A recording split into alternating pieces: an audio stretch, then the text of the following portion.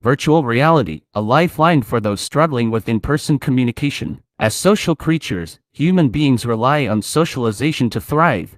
However, the COVID-19 pandemic has forced many of us to isolate ourselves at home, leading to a lack of in-person socialization and a dramatic increase in mental health conditions.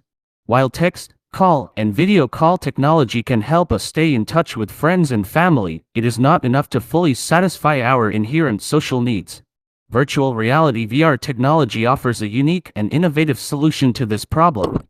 By immersing users in a three-dimensional virtual world, VR allows for a more accurate simulation of in-person communication, including nonverbal social cues. While VR technology is still in its early stages, it offers a valuable solution for individuals who struggle with social anxiety, mental health conditions, or other factors that prevent them from forming connections in the real world. Through the use of VR, these individuals can engage in real-world activities, build supportive communities, and improve their overall well-being. Virtual reality technology has the potential to be a valuable alternative to in-person communication, but it must be able to replicate a wide range of real-world activities. Cyber therapy is one example of how VR can be used in a therapeutic setting, allowing patients to attend therapy or medical appointments in a virtual environment. The book Cybertherapy, Internet and Virtual Reality as Assessment and Rehabilitation Tools for Clinical Psychology and Neuroscience by Riva Giuseppe explores the use of VR in mental health treatment and rehabilitation, highlighting its potential benefits for patients with mental illness. One of the use cases described in the book is the treatment of agoraphobia, a disorder characterized by an extreme fear of going outside into open or crowded places. Traditionally, medications are used to treat this disorder, but some people have been experimenting with using virtual reality as an alternative treatment. In VR therapy, the patient and therapist would have a virtual meeting in which the therapist could change the environment to simulate a situation that the patient typically fears. This use of VR is similar to exposure therapy, but in a virtual rather than a real-world environment. The author discusses the advantages of using VR therapy for the treatment of agoraphobia compared to in-person therapy. The author argues that VR therapy is more confidential, less time-consuming, and less expensive than in-person therapy. VR exposure can also be a useful intermediate step for patients who are reluctant to face real-world agoraphobic situations, as the virtual environment is controlled and less aversive. This makes VR therapy an ideal choice for agoraphobic patients, providing a safer, more cost-effective, and easier-to-set alternative to in-person therapy. Giuseppe 73. The book describes how virtual reality could also be used to treat social phobias through virtual exposure therapy. Medications would also be the traditional method of treating disorders like this, but virtual reality exposure therapy has been proven to be very effective and a lot cheaper than doing an in-person exposure therapy meeting. Giuseppe 91. After collecting data from the experiments, the scientists have concluded that a person's experience of a situation in a virtual environment may invoke the same reactions and emotions as the experience of a real-world situation. Concentration increases significantly in the virtual world as compared to in the physical world, and a person's perception of real-world situations and behavior in the real world may be modified based on his or her experiences within a virtual world. Giuseppe 92. Utilizing cyber therapy has proven to be relatively effective, and more effective in some aspects as compared to in-person therapy. Not to mention that it's safer and cheaper than doing the meeting in person. Virtual reality can be a valuable tool for mental health treatment, but it also offers unique advantages over traditional teaching methods. For example, in the article Ready Student 1 by Jay Madden, the author discusses the benefits of using VR for education. The VR company Oculus provided a university with VR headsets for students to experience a virtual educational environment. According to the author, VR allows for a more engaging and interactive learning experience than a traditional PC simulation. In VR, students can physically interact with content and experience multiple perspectives in ways that are impossible in the real world. Additionally, the ability to track student movement allows instructors to assess engagement and learning in real time, and to implement interventions to increase learning. The article describes a study that tested VR education on a group of students and compared it to a PC simulation and a real-world hands-on activity.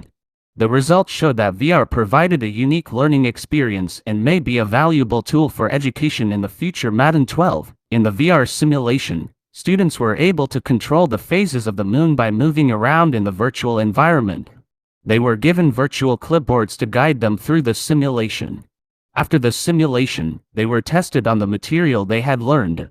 The results showed that the VR simulation did not significantly improve their retention of the class activity, but the students still preferred it over the PC simulation and the physical demonstration.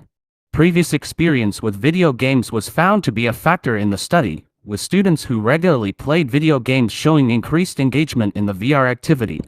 Despite this, VR was still successful in engaging the students in the activity. Virtual reality technology has the potential to provide valuable outlets for maintaining mental health, as well as engaging students in class activities. However, it is important to remember that physical health should not be neglected in the pursuit of these benefits. A common misconception related to virtual reality devices is that it can only provide a sedentary experience similar to traditional video games, which would lead to an unhealthy lifestyle. Over the last few years, people have been using VR as a fitness device, which has led to some extraordinary results in people's weight loss. Many people find traditional exercise routines boring and difficult to stick to, but VR games provide a more enjoyable way to get an intense workout. The gamification of exercise in VR can be more motivating for users than traditional exercise methods. This is because VR games are fun and addictive, making it easier for people to stick to their fitness routine. The National Center for Biotechnology Information conducted research on the effectiveness of virtual reality exercise. The people involved with the research include Jai Kayan, Daniel J. McDonough, and Zhan Gao. They reviewed 246 articles in which only 12 of them met their criteria. The research states, of the 12 articles examining physiological outcomes, 8 showed a positive effect on physical fitness, muscle strength, balance, and extremity function. Only 4 articles examined the effects on psychological outcomes. 3 showed positive effects such that VR exercise could ease fatigue, tension, and depression and induce calmness and enhance quality of life. Kayan 2. After more research was conducted on the topic, they have come to the conclusion that their findings support the claims that VR could have the potential to positively impact the user's physical and physiological health. Although they later state that more research and studies are required to prove the validity of the positive impacts of VR exercise. Due to the lack of substantial evidence and the fact that VR is currently in a very early state, in order to prove that VR exercise is ideal, more rigorous studies are required to prove the positive effects of using this technology as a way to exercise. Although more substantial evidence is required in order to prove that virtual reality exercise is effective, there are numerous stories about people losing a large amount of weight due to the technology. This relates to a personal anecdote I have about this topic. I got my first virtual reality headset in December 2021. At the time, I was pretty overweight. I barely exercised and I ate a lot of food. I wouldn't eat because I was hungry, I ate because I was bored, which originally resulted in a large amount of weight gained. Ever since I got my first headset, I have been using VR every day for a couple of hours. This resulted in me unexpectedly losing almost 60 pounds. Not only did VR provide great exercise, it also made it so I ate a lot less. I wouldn't be incentivized to eat more than I should because I was already occupied with VR exercise. I feel healthier than I have ever felt, and I'm a lot more motivated to exercise daily. Virtual reality provides some great ways to stay mentally and physically healthy, but one crucial aspect to staying mentally healthy is to maintain a sense of community with other people. Ever since virtual reality evolved from an isolating, single-user experience to a shared multi-user experience, the sense of community has moved to the virtual world. This is prevalent in the 2022 book, Virtual Reality Methods by Phil Jones. The book describes many of the modern aspects of virtual reality technology. The book lists a couple of popular VR social platforms such as Microsoft's Altspace and Meta Horizon. Communities of people have formed within these virtual worlds. There has also been a trend of real-life communities moving their gathering place to the virtual world. An example of virtual reality becoming a substitute for a community's gathering place include virtual church services. People have been utilizing VR as a substitute for in-person church services during the COVID-19 pandemic. In VR, congregants can connect to a virtual church and attend services as they would in the physical world. While VR Church offers many benefits, such as ease, safety, and cost savings, it also has its drawbacks, such as the potential for disruptions from outside sources. Unlike a physical church, where disruptions can be easily managed, virtual church services are more vulnerable to interference. As a result, VR church services must have someone on hand to mute or block disruptive participants.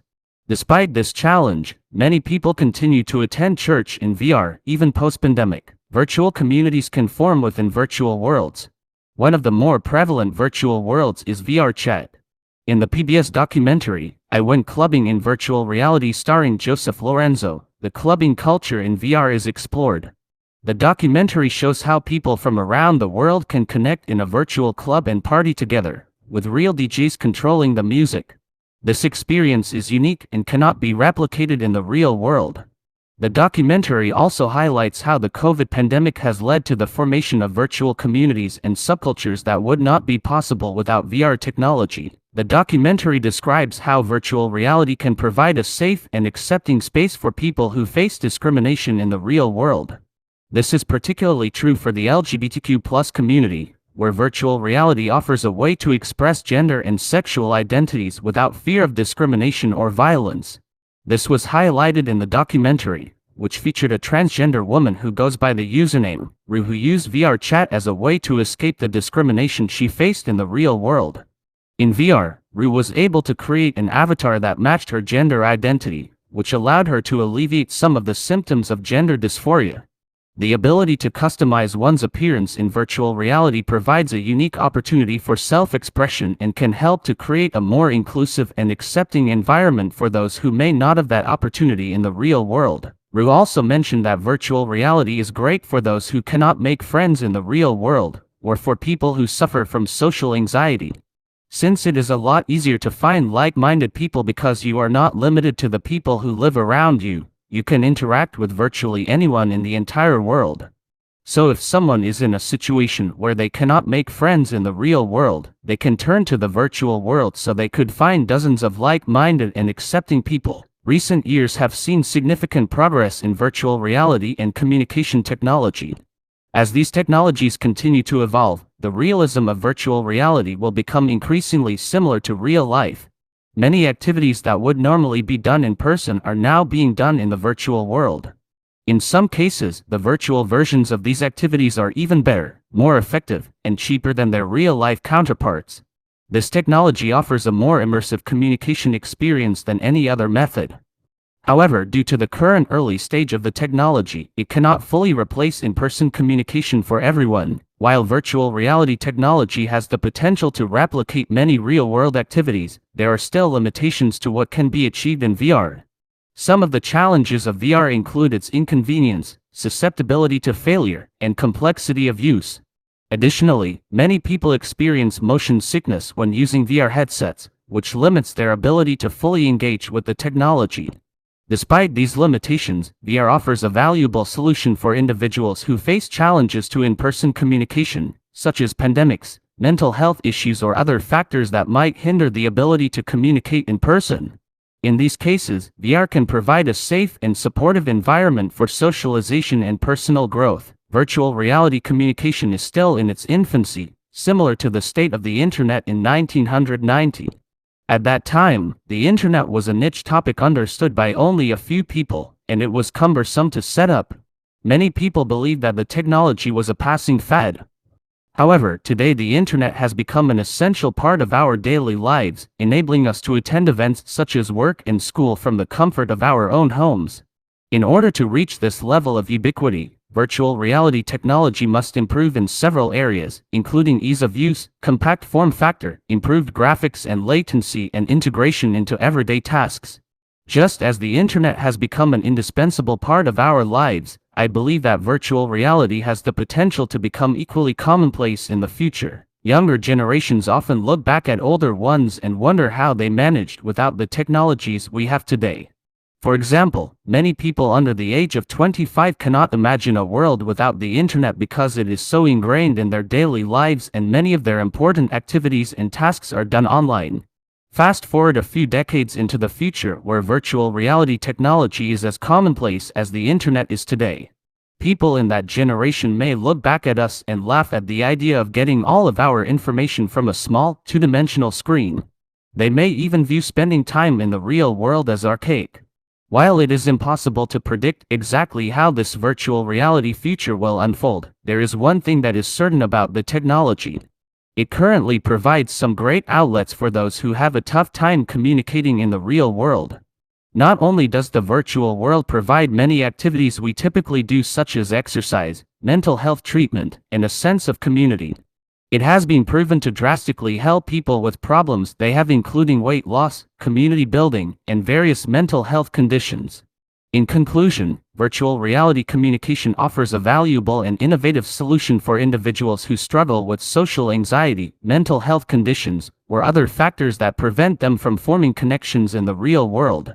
Through the use of virtual reality, these individuals can engage in real-world activities, build supportive communities, and improve their overall well-being, all from the safety and comfort of their own homes.